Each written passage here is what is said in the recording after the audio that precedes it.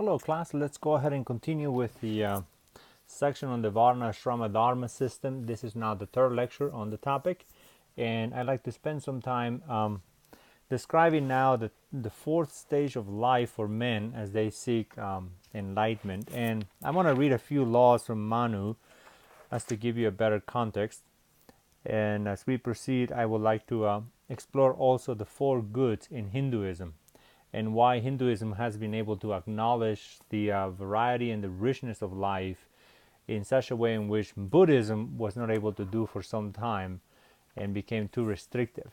So if being a monk is the only way in which you can serve the gods and being celibate and abandoning family and earthly pleasures, then that is a very seldom path that a human being will pursue. So there are only very few human beings that will be willing to endure that kind of discipline and self-denial.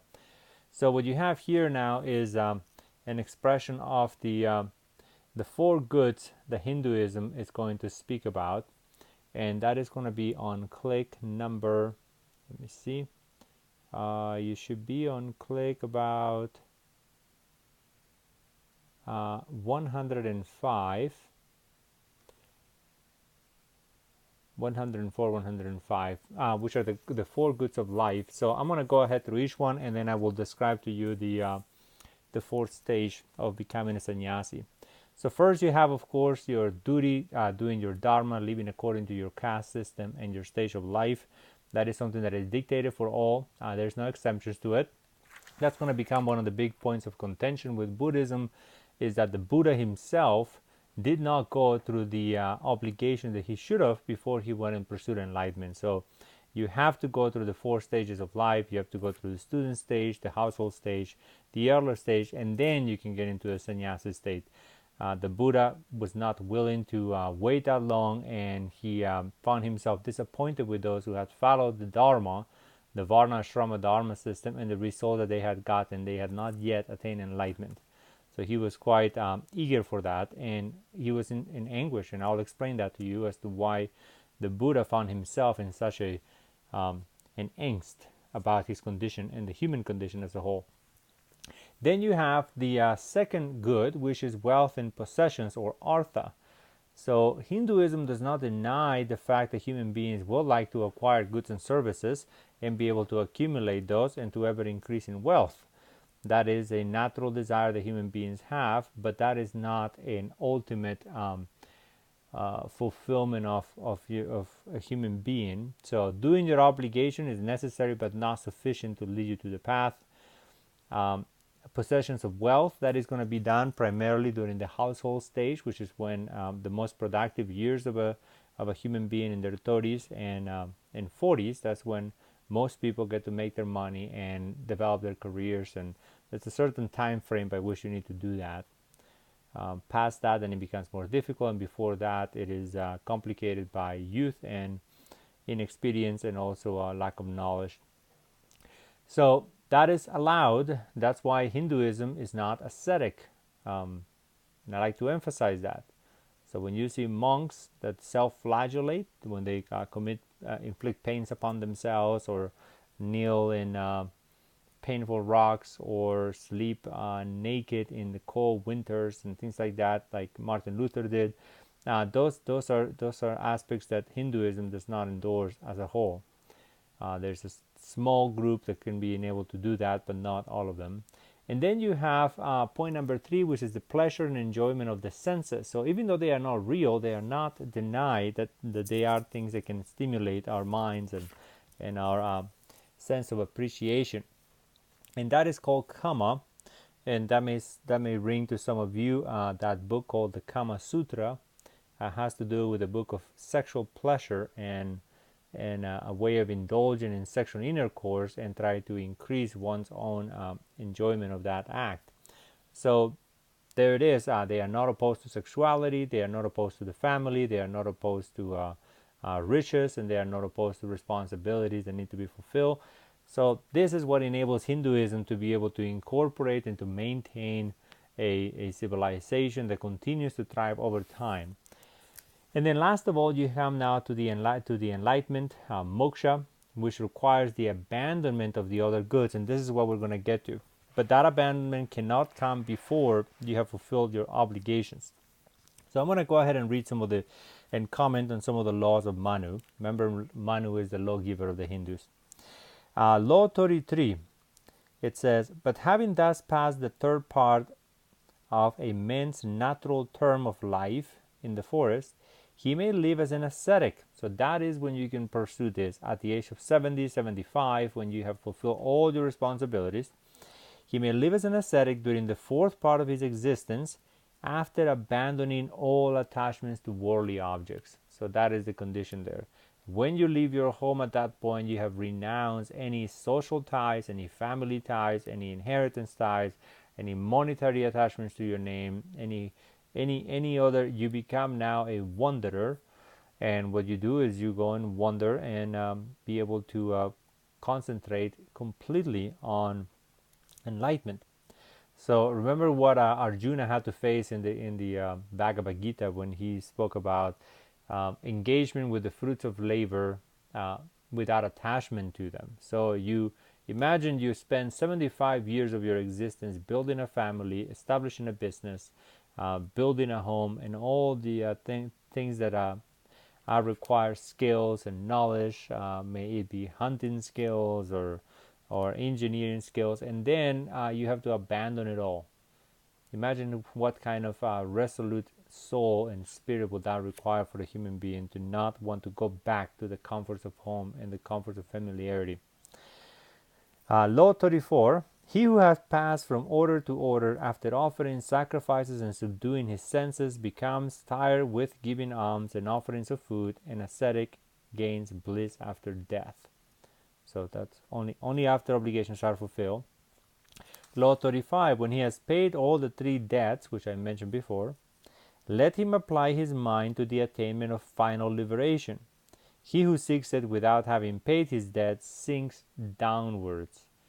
So imagine that was something that was known to the Buddha before the Buddha later on, as you'll find that in Buddhism, which is a very significant departure in the history of Hinduism. The Buddha seeks enlightenment directly apart from the Varna, Ashrama, Dharma system. And here you're being warned, you will be pretty much a curse if you do that. You're going to sink yourself deeper into the mire. Having studied the Vedas in accordance with the rule, this is Law 36, having begot sons according to the sacred law, so notice those are two obligations that you have, and then last of all, having offered sacrifices, he may direct his mind to the attainment of final liberation. Only then will you be able to do that. There are no shortcuts to enlightenment. This is something that is well prescribed, and any departure from it will set you back in your progress towards enlightenment.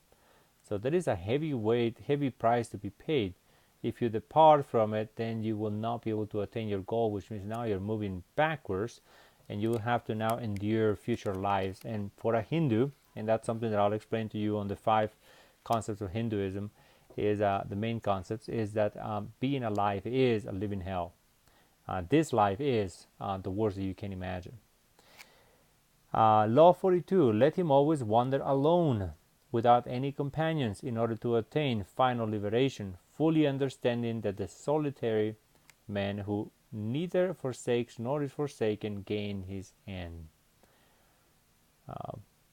Utter solitude, and within that solitude is going to be meditation. He shall neither possess a fire nor a dwelling. He may go to a village for his food. He's going to beg. He shall be indifferent to everything, firm of purpose. Remember, indiscriminate wisdom. Meditating and concentrating his mind on Brahman. That's the only object of adoration and subject of thought and contemplation. Let him not desire to die. So that's important. You're not seeking to escape life. So seeking enlightenment is not an abandonment of this life. It is transcending this life. It is comprehending the ultimate meaning of human existence. Let him not desire to live. So you neither desire to die nor to live.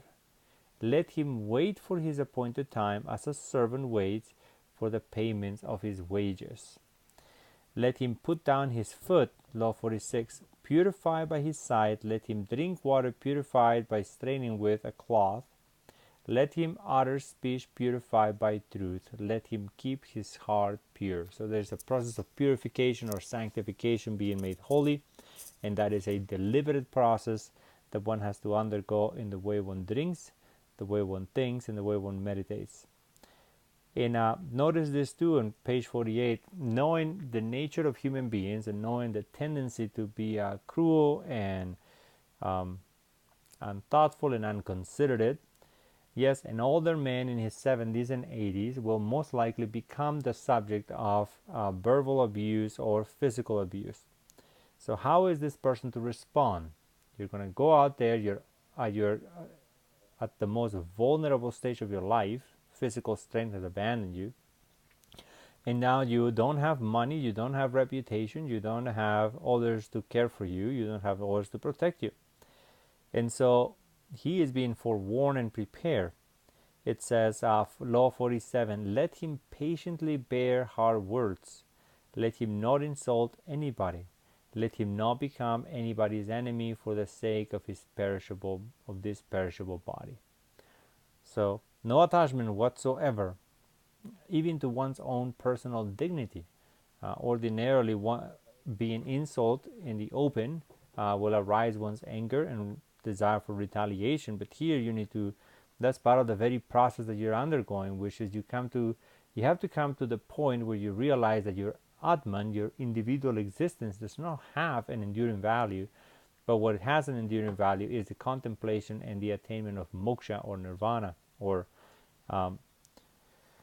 enlightenment. So keep that in mind, but that is going to require you to put it into practice, and putting up with insults is one part of that. He says, against an angry man, let him not in return show anger. Let him bless when he is cursed, and let him not utter speech devoid of truth, scatter at the 7 gates. Law 49, delighting in what refers to the soul, sitting in the postures prescribed by the yoga, independent of external help, entirely abstaining from sensual enjoyments, with himself or his only companion, he shall live in this world, desiring the bliss of final liberation. So, mind should be fixed and not deviate from the ultimate purpose. He says, on the infliction of pain, law 64, on embodied spirits, which is caused by demerit, and the gain of eternal bliss, which is caused by the attainment of their highest aim, gain through spiritual merit. Then the final law that we have is 65, which says, by deep meditations, let him recognize the subtle nature of the Supreme Soul and its presence in all organisms, both the highest and the lowest. So that is the ultimate expression of this pantheistic worldview, which is, in looking at the world as such, you need to look at all the intricate parts that come together in one unity, and that unity is Brahman. So it is the ultimate expression of it. So here you have a concrete, detailed application of what this looks like. So if you are an older man of Brahmanic background, and now you have fulfilled your obligation, this is what you look forward to. Now for us, in a very materialistic way of life, we will look at this as being something that is utterly meaningless and nothing worse, right? Compare this with traveling to France and buying a vineyard in northern Italy, or spending your nice summers in Hawaii or Colorado or other places, and you think, well, this is not comparison, but to them, all of those are simply experiences that are fleeting. You can't capture a trip. You can't capture the taste of food for long. It flees your senses, but your understanding transcends all of those. So keep that in mind. If I have time, I will do a short lecture on the negative view of the Bhagavad Gita to the sensual, hedonistic, materialist conceptions of the West, so you can have a sense of how they would view the consumerism and the emptiness of materialism. I'll stop here.